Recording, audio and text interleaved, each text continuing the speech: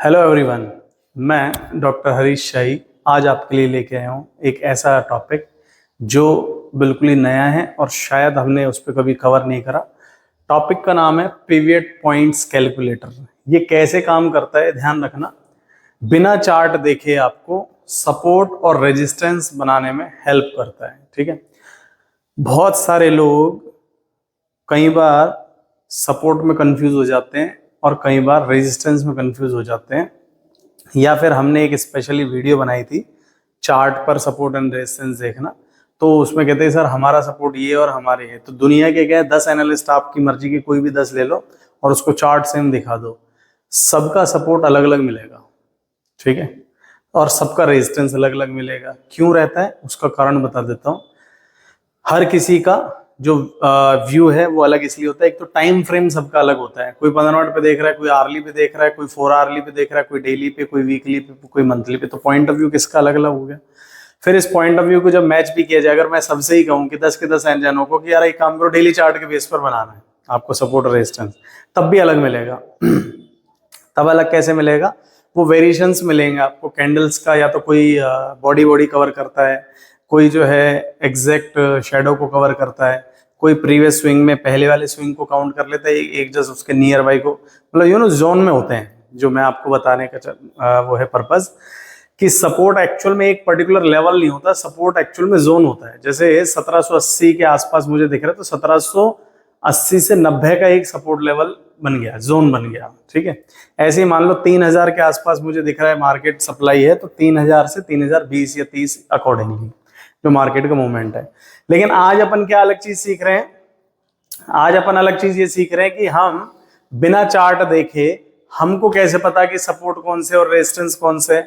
तो भाई वो सारी चीज हम आपको बताएंगे, है ना।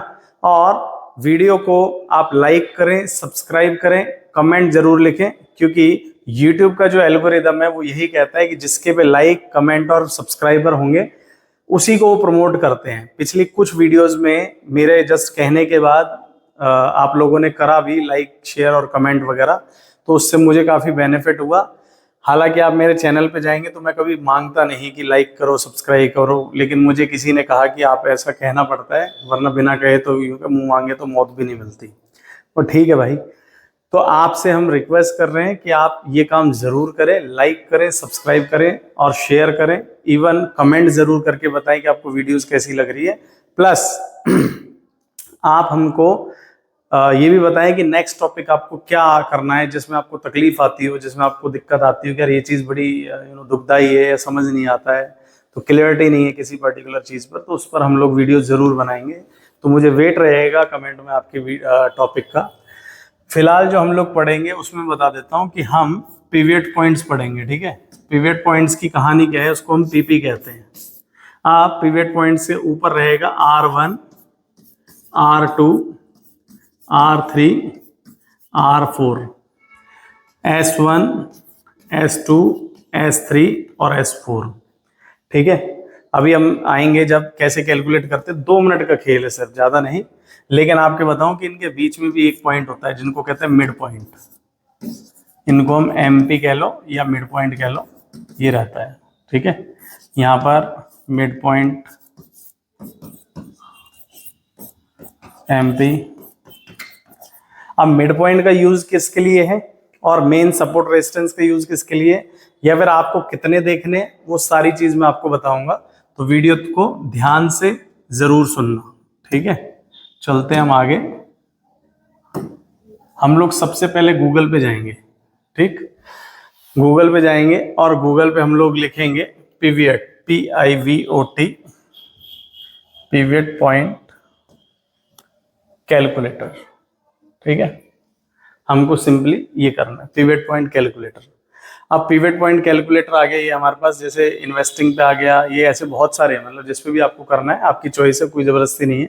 जो भी आपको लगे, निफ्टी ट्रेडर पे ले लो, चाहे किसी पर भी ले लो। अपनी साइड से कोई रिकमेंडेशन नहीं कि मैं किसी पर्टिकुलर को कह रहा हूँ।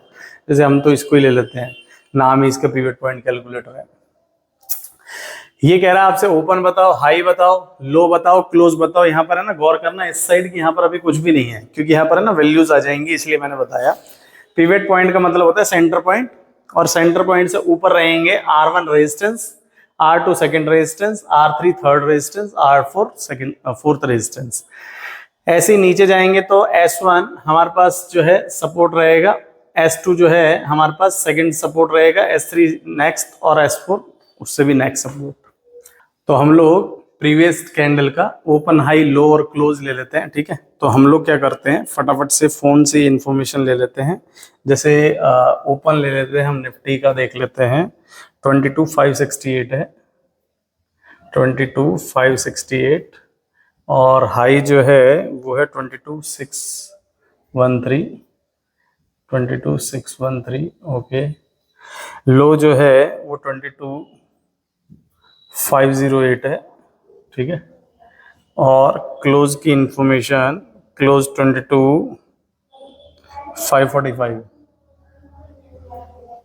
22,545, ठीक है। हमने ये डाला। अब आपको क्या करना है, यहाँ पर देखना है। जैसे ही हमने यहाँ पर ये वैल्यूज डाली, ठीक है, हमको सिर्फ प्रीवियसली, यानी कि अगर आप आज रनिंग मार्केट में है तो ध्यान रखें आप, क्योंकि मैंने इसलिए डाला है कि आज मार्केट क्लोज हो चुकी है इस टाइम, तो मैंने आज का ही डाल दिया। अगर रनिंग मार्केट में आप देख रहे हैं तो हमेशा याद रखना प्रीवियस डे का डालना। तो हमको यहाँ से क्या पता लगा वो आप देख सकते हैं कि पिवट पॉइंट्स तो है हमारे पास, सेंटर पॉइंट हो गया भाई। पिवट पॉइंट्स का मतलब तो हमारे पास सेंटर पॉइंट है ना। तो अब इस पिवट पॉइंट से हम लोग R1 की साइड जाते हैं, यानी रेजिस्टेंस की साइड। अब इसका रेजिस्टेंस अगर अपन देखते हैं तो हमारे पास आ रहा है 22,600 रुपए का। क्लोज क्या है 22,545। तो यानी कि अगले 50 पॉइंट के बाद हमारे पास एक रेजिस्टेंस बन रहा है। और माइनर पॉइंट पे जो स्पेशली स्कैल्पर और जॉबिंग करते हैं ना, जिनको बहुत कम पॉइंट्स ये होते हैं, तो ये उनके लिए मिड पॉइंट काम कर रहा है 22,580 का। फिर इसके बाद अगला जो रेजिस्टेंस है हमारा फर्दर 60 पॉइंट का 22,660 का, लेकिन इनका मिड पॉइंट है 22,630 का, ठीक है। इसके बाद हम लोग और ऊपर जाएंगे तो ये 765 और मिड पॉइंट 712। अब निफ्टी का ATR देखा जाता है। निफ्टी क्या होता है जनरली, मतलब होने का तो कितना भी कोई लिमिट नहीं है, बट निफ्टी जनरली 150, 200 पॉइंट की चाल चलती है। तो ये हमको यहाँ पर पिवट पॉइंट से R1 R3 तक की रेंज मिल गई। फ्राइडे है कल, तो आप देखना।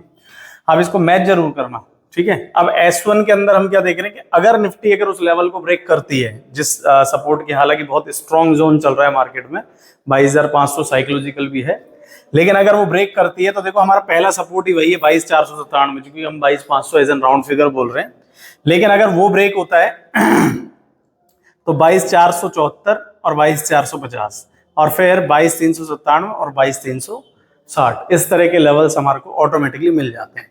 कोई चार्ट नहीं देखा है आपने, कुछ नहीं देखा है, कोई कैंडल नहीं देखी, कोई RSI नहीं देखा, कोई MACD नहीं देखा, कोई प्राइस एक्शन, कोई प्राइस पैटर्न, कुछ नहीं। सिंपली एक गूगल के छोटे से कैलकुलेटर से आप ये बता सकते हैं कि कल मार्केट का सपोर्ट्स क्या रहेंगे और रेजिस्टेंस क्या रहेंगे, मार्केट का ब्रेकआउट लेवल क्या रहेगा, ये ब्रेक होता है तो ये ब्रेक होता है तो ये। बहुत सारी बड़ी कंपनियां सपोर्ट और रेजिस्टेंस के नाम पर आपको पैसों में बेची जाती है रिपोर्ट्स। बहुत सारे लोग हैं जो ये करते हैं, मतलब सपोर्ट रेजिस्टेंस बताने तक के पैसे लेते हैं। इवन तो बहुत सारे चैनल्स है जो फ्री में डालते हैं, तो आपको लगता है कितना काम कर रहे हैं। 2 मिनट के अंदर आप ये चीज सीख सकते हैं, मात्र 2 मिनट के अंदर सपोर्ट रेजिस्टेंस कैलकुलेटर से बनाना सीखो आप, सिंपली। वीडियो अच्छा लगा तो लाइक जरूर करें, सब्सक्राइब करें, कमेंट करें। Thank you so much.